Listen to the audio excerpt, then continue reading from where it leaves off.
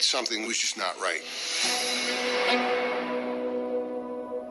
They separated these boys at birth. The parents had never been told that there were two other children. What was the purpose? Why? How could you not tell us? They're trying to conceal what they did from the people they did it to. When you play with humans, you do something very wrong. Who would be evil enough to come up with something like this? There's a lot of powerful people who would like to have the story silenced. There's still so much that we don't know. It boggles the mind. It's a mystery. In the I'd like to 1960s, an adoption agency in New York, the Louise Wise Services, began a policy to deliberately split up identical and fraternal twins and place the infants in different families. The adoptive parents were never told that their children had siblings. Any Louise Wise adoptee from the 60s has every right to think that perhaps they have a twin. The separated twins were placed in a controversial study to explore what makes us who we are and how much is defined by nature versus nurture. But at what cost? It's so emotional for me. What they did was so unethical. It was so amoral. Nurture versus nature. This was the whole idea behind the trial that Dr. Peter Neubayer conducted while splitting up twins and studying their behavior across the years, without even consenting their parents nor seeking the assent of the children. The most important ethical violation in this case involves the lack of informed consent from the families studied. Today's research regulations sometimes tolerate deception in research, but only when it entails minimal risk, does not violate participants' rights and welfare, and includes plans to debrief participants as appropriate.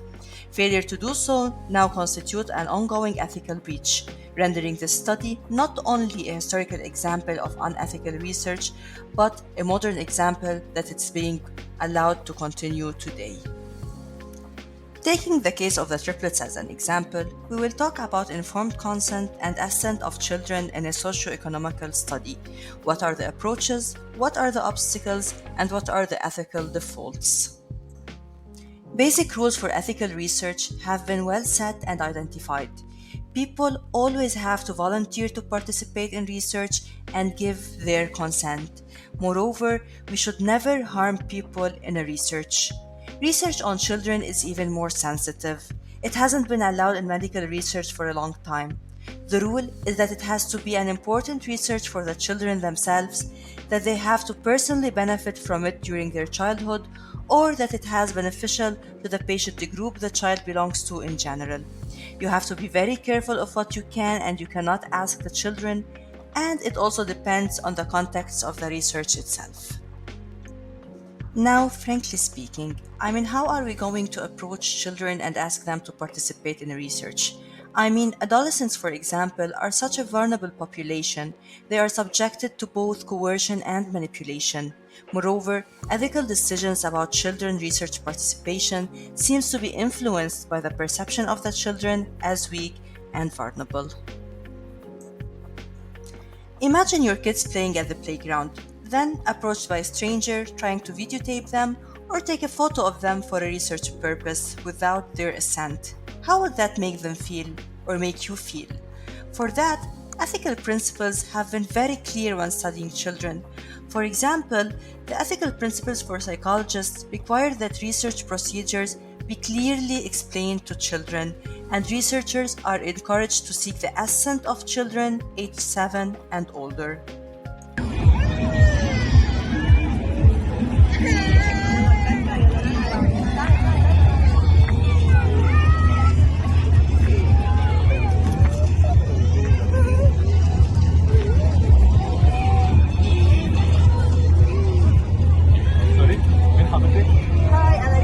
عم نعمل بحث في اولاد بيتجاوبوا وبيتفاعلوا بسوشيال ايفنتس كبيره وفي كثير عالم غرب حواليهم. اوكي بس ما اخذتي اذن الاولاد ولا اسمعنا؟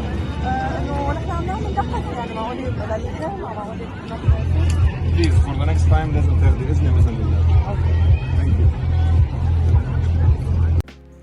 You know, to prevent practices such as in the study of the triplets, almost all children-centered researches require the consent of the parents, especially those involving children under the age of 16. But I think we can ask questions about this ethical default, as we need to consider whether or not parental consent has to be more nuanced in some cases. Sometimes parents and children have different opinions. A child wants to be able to say things that parents don't like, and sometimes participation in research can be seen as a contribution to a socially important topic.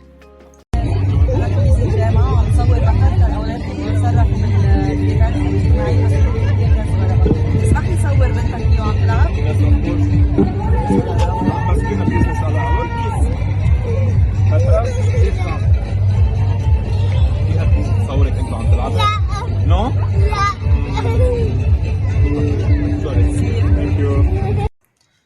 So, how shall we approach children and their families prior to conduct research? I think we must make researchers more and more aware of what a good research is and why it is important to know why this is the case. For instance, they also need to consider when test subjects are needed and to what limit they can be questioned.